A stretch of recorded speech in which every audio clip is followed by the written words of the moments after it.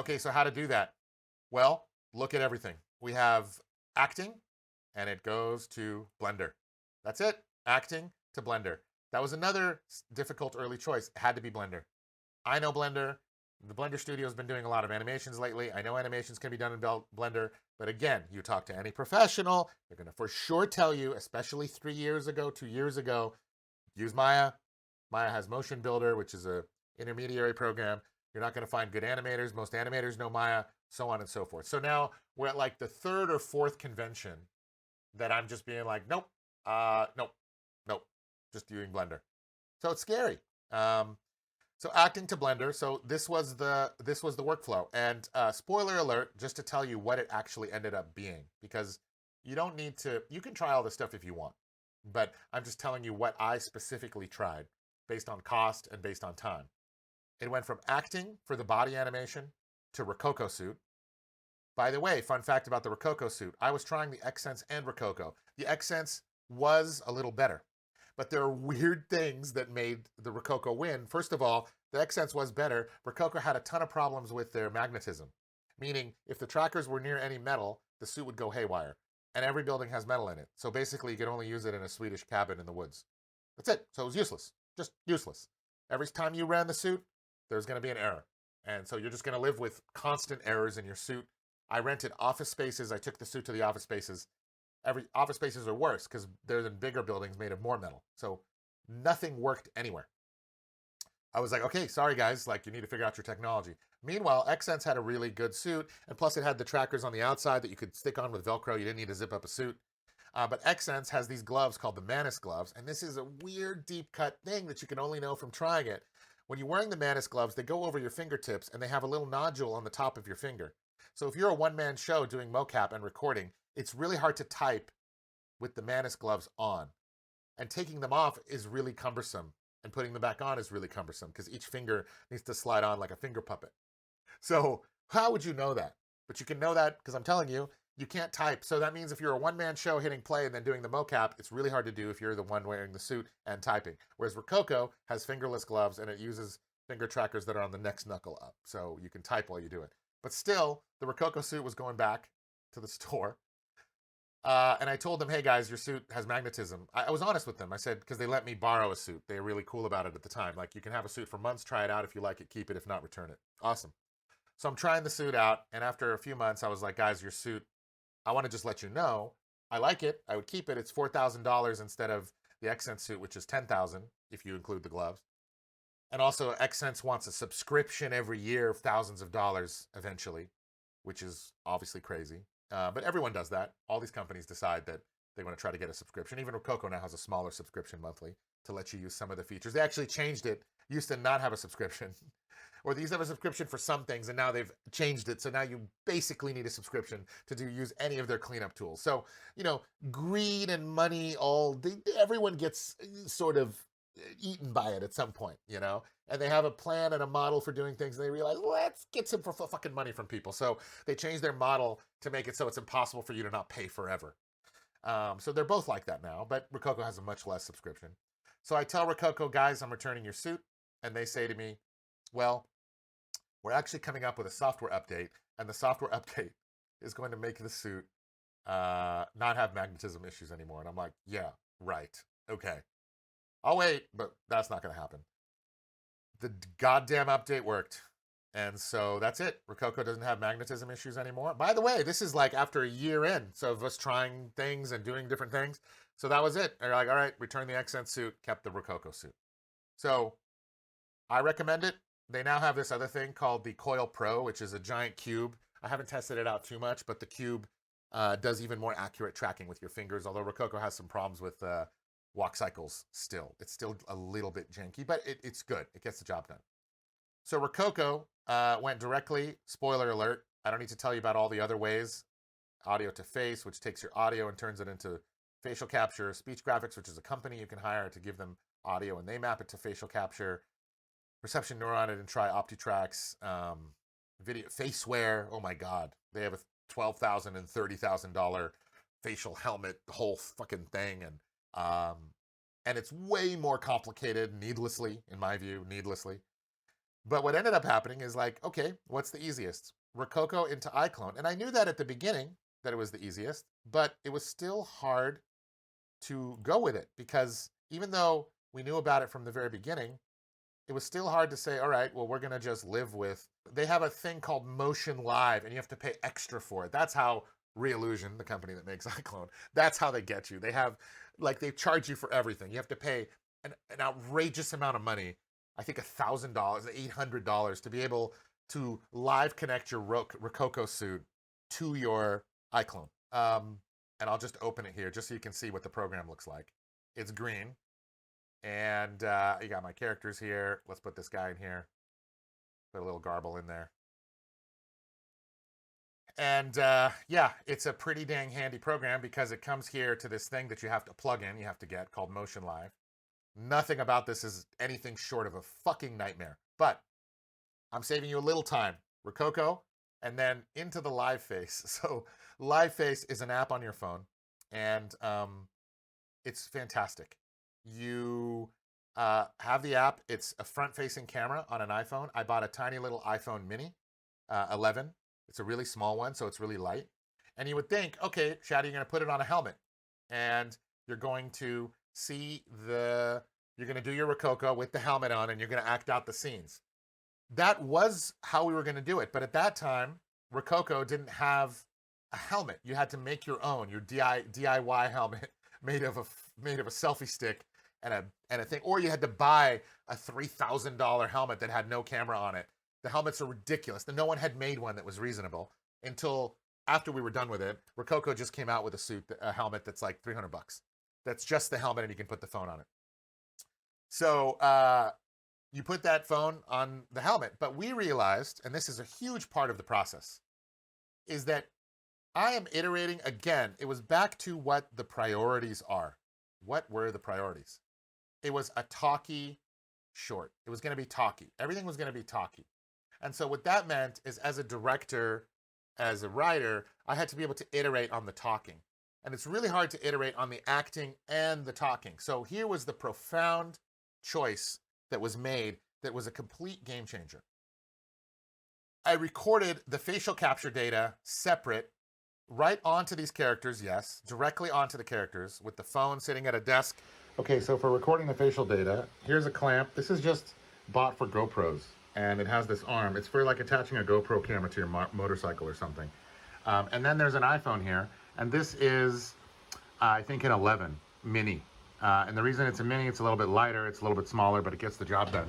And if you look here, you'll see my face is has a grid on it. And you can see up top there's a little IP address. What you have to do, and I don't want to get into the technical right now, but you got to type in that same IP address in that Motion Live thing. But anyway, just to show you real quick, I'll hit preview, and then you hit spacebar. So he's moving like that. That's garble.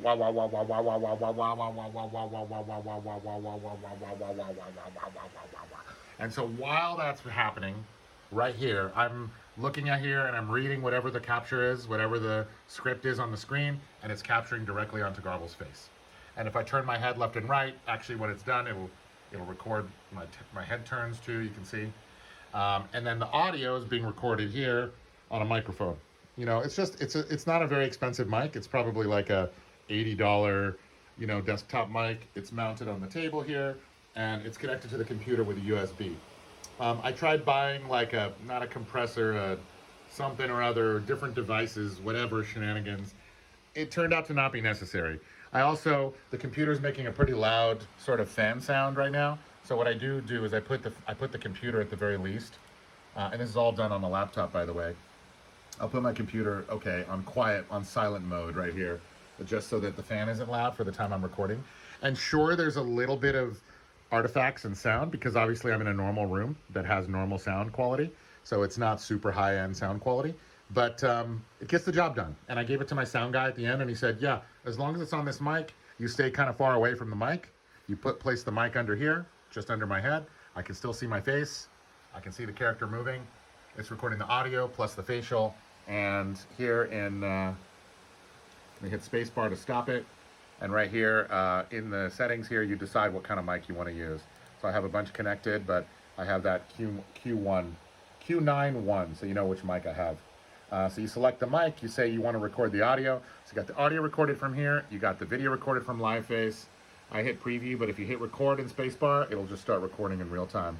Wow, wow, wow, wow, wow, wow, right on him. One last thing, if that wasn't enough gotchas. The phone has to be connected to the same Wi-Fi as the computer, right? So my phone Wi-Fi is here, my computer is connected to the same. My computer is connected with a hardline Ethernet, and actually, the phone, for it to not make a mistake, to not have an error, even though it shows you an IP address here, that's the same one you have to enter manually up here, which is really annoying. By the way, that won't work most of the time. You'll match the IP address and it just won't work, and it's just one of those gotcha things that you have to live with. This thing I bought. I bought it online. It has a lightning cable. It connects to the phone. And what it's designed for, and I didn't even know this was humanly possible, but again, I found out things I had no idea about. You can actually connect an Ethernet cable directly to your iPhone. And then, instead of being Wi-Fi, I turn off the Wi-Fi. It just has a hardline Ethernet connection. Plus, you can charge the phone at the same time. Because the phone, when it's running this facial capture thing, it uses the phone power really fast, especially if it's an older phone. So I think you need an 11 at least, by the way, to do this. But the Ethernet thing made it so that my phone didn't lose data, because before, what would happen is I would be recording when I didn't do that. Wah, wah, wah, wah, wah, wah, wah. I would be recording, and suddenly the talking would skip. It would just suddenly the talking would just, you would lose a few seconds because of some lag or latency in the Wi-Fi connection, even though the router is very close to the computer. And so the only way around that was to hardline Ethernet your phone into the same network. So everything's hardline. The computer is, and the phone is, so there's no chance of skipping. And another thing, so I'm talking about having one Ethernet cable connected to your phone and another Ethernet cable connected to your computer. So where do those Ethernet cables come from? Well, from your router. So does that mean you need to have your computer close enough to a router to have two Ethernet cables connected to it? Yes. Okay, and without getting into the particulars of actually setting up the Rococo suit, because there's plenty of videos that they have about how to do that. First of all, it's not easy. They try their best. God bless the fine folks at Rococo. They really are trying to make everything user-friendly, but it's really far from it. So basically, this is the suit, and it's got a thing, and it's got little gloves, and these are the trackers, and you put it on, and that's pretty straightforward. The legs now are tucked in here. And then I'm showing this just to show you the gotchas. So there's a gotcha. You have to buy the battery separate, and it has to be like 5 watts and 3 amps or something, and they can't ship it with the suit. And then the battery sort of sits here in this front pocket, and they'll show you that in their sort of how-to shenanigans. But yeah, there's a little battery thing here, and you plug it in, and then the little lights turn on, and then the suit will work. It will not work. I mean, it'll work, but I mean, nothing works. Everything's going to be a whole shenanigan of things. So basically, there's a pocket with a battery in the front, and then in the back, there's another dangling USB that you can tuck in here with a little hub, and this thing plugs into your computer for troubleshooting. And you better believe there's going to be troubleshooting. You plug this into your computer to try to sync it, but it won't sync. The things won't work. I mean, it's a disaster. But everything's a disaster in this world. They're working on it, though. God bless them. They're really trying their best. But I wanted to show you just the gotcha things. The battery is one gotcha with this suit. And then the other gotcha is this. This thing. So this was a paradigm that I didn't process. So this is a router, right? I have a router, and the router has an Ethernet cable that connects to my computer, right? Of course. To work the Rococo suit well, they ask you to buy a separate router, and you're like, why would I buy a separate router? I have a router. But nobody explains to you the paradigm behind it. This is a router that's plugged in, but it's not connected to the internet. What? Yeah. Rococo likes to have its own router, but routers are for connected to the internet. No, they're not always. So for the first time ever in my entire years on Earth, I discovered that a router can just be a router. What? So then you have to connect your laptop to your go nowhere, do nothing router, so that you also connect the Rococo suit over there to this router that's connected to nothing. And both the computer and the Rococo suit both talk to your router that's not connected to the internet, because your Rococo suit needs to talk to your computer through a router that doesn't get bothered with anything else. It needs its own dedicated router. So there's an entire paradigm of confusion of like, why would it need a router that's not connected to the internet? So then what happens if you connect your computer to this router? It's not connected to the internet because it's connected to a no internet router. Well, that's why you need the hardline connection. So the Ethernet is actually giving me internet, which I don't necessarily need to run Rococo. But the Rococo suit and the computer are both connected to a router that's connected to nothing. Enjoy. So I'd write out all the dialogue and I would act one character. So in this case, you would pull up Christo or Garble, and I would act out Christo or Garble. And then when I was done, I would hit stop, and all of Christo and Garble's animation and their voice recording was done, final, and recorded right into Iclone. And okay, the facial isn't perfect, but it's damn good. Damn good. And yes, you need an animator for cleanup, for sure. None of this is going out the box. But there's some tools in Iclone. Plus, we were going to export it and clean it up in Blender. And Iclone has problems that you can't clean in Iclone. You have to go to Blender because the graph editor is a mess. But whatever. That was the profound change in process. So now the value of Iclone is not just that, oh, it records it onto the character. That's not necessarily the value, because there's a million ways to capture from iPhone onto facial data directly into Blender, directly into other software as well. The value of recording to Iclone is once I had it recorded with the audio, I would pull up the other character, record all their dialogue, the opposite dialogue. Then you could cut it all together in Iclone, and you could pick cameras. So now we have no body data recorded at all. The characters are just standing perfectly still, just like you see them. But their voice and their talking is there. And why is that okay for me? Because this is talkie. Do a talkie short. It's about the conversation. That's the fun part. That was the part that I was passionate about, right? And so I would only know that is because I had gone through the thing of saying, all right, 4-quadrant, physical comedy, all that. People were adamant. You cannot use mocap for stylized characters. You cannot use mocap for stylized characters. But you can if you want, if you like it, and if it looks fine. And to me, I thought the facial data was doing what it needed. It was capturing the faces using these two tools. And then what would we do for the next face? Rococo is the suit, right? And they have their own, obviously their own software. So then what would we do? We would go into the living room. And just to give you a sense of the program, you open the program, I'm going to click here on something that's already recorded. And you have this suit. It tells you how it's doing. Here's me just hitting play on the button. And here's Christo doing his animation. So you can see, you can recognize this scene. He's jumping from rock to rock. So this is just me acting it out. And once you're done with that, it's pretty straightforward. You just, well, nothing is straightforward. What am I talking about? Everything's a mess. Everything's a mess. Which kind of FBX do you export it as? I'll leave that for another day. But basically, you export all the FBX, and it actually is relatively easy, trouble-free, depending on how it could be. You would export the FBX. I think it actually, there is an export, there's an export directly to Iclone. But in this case, we didn't need it to live export to Iclone. We just didn't need it. What was just as doable is just to export an FBX and then bring it back into Iclone. It didn't need to happen live. And then you would just add the FBX on a track here, and all of the facials captured, and then the body data just gets added to it on another track. So we recorded the facial and the audio by itself. Then I would play the audio while I'm wearing the Rococo suit. I had earbuds actually in. I would play the audio and do it a few times. And while I'm listening to what I said, I'm acting it out and blocking it out however I thought I should be moving to act out what I heard. And I'm watching it on a screen, so I know the scene, I know what's coming up. And so I'm basically not, I'm kind of mouthing the lines, but I'm not recording any of my face or any of my audio anymore. I'm just now moving my body to match what the dialogue is. And so done in 2 separate passes and then combined, now the power was tremendous because now we had an actor with their facial data and with their body data acting on the character with their facial and their voice finished.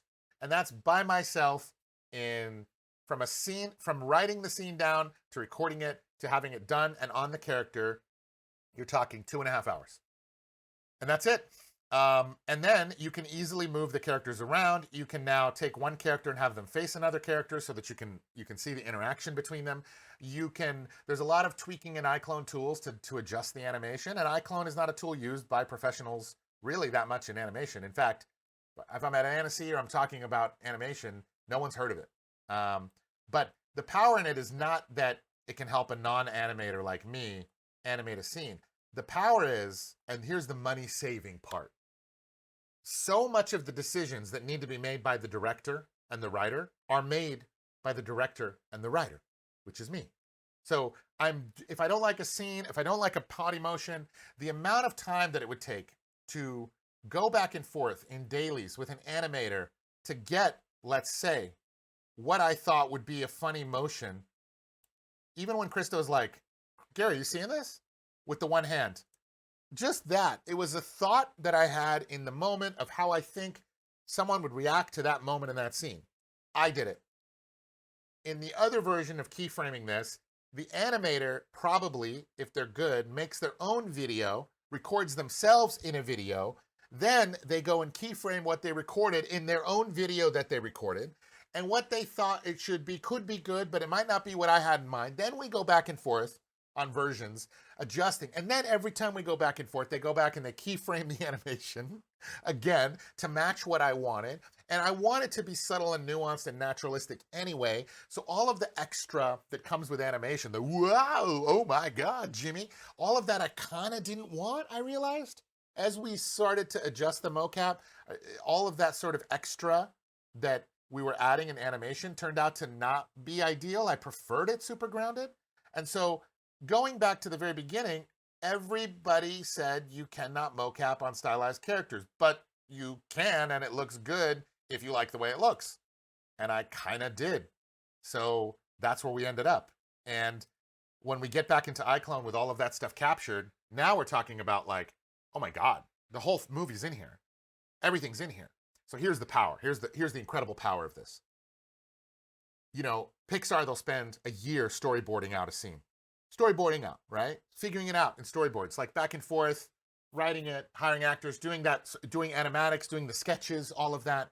We're talking one person in 3 hours on the characters, in the scene, in their voice, acted, performed, the voices. Here's now the power that you have as an individual. Now you can direct. You can be like, let's try some different cuts. That's easy to do in Iclone. Not easy. The camera system's a little fussy. Iclone, if you're watching this, why can't you name your cameras? You can't see what camera name you have up here. It's fussy. It's not an ideal program, but you can choose different cameras, different shots, different camera movements. You can start doing the first pass at the editing, first pass at the cameras, first pass at the focal lengths.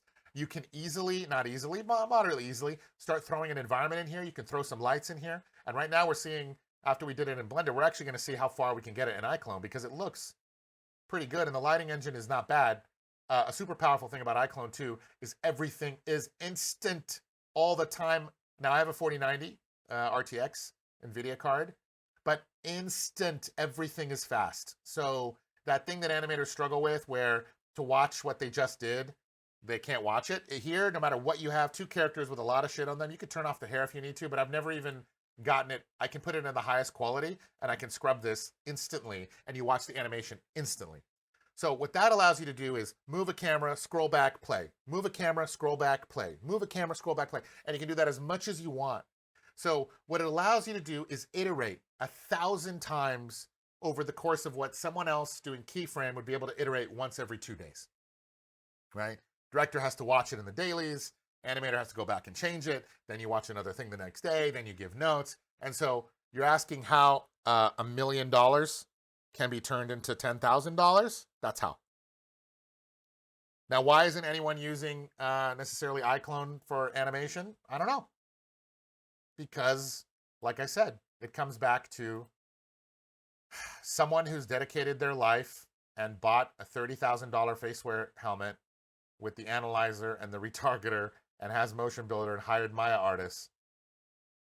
Unless it's the top person who actually understands this tech, if this person here, the head creative, says to the guy running the Faceware studio or the girl doing the Faceware analyzer, hey, can we use this cheap solution that's $4,000 and goes directly into this janky program that not many people use, but I think could be better? How would they know that? And even if they said that, what would everyone say? The exact same thing they said to me.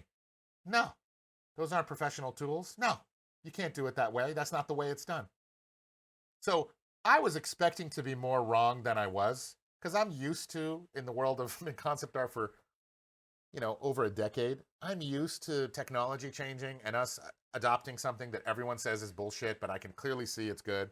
And then we go that way, and eventually everyone goes that way, and we find out that's now the way it is. I'm used to humans in their own hubris and love of their own craft and their own profession and their own way of doing things being wrong. But I was shocked, actually, still shocked, to have found a way to do this in this unbelievably half a day process, and to not found that not only does nobody do it, no one's even heard of the software.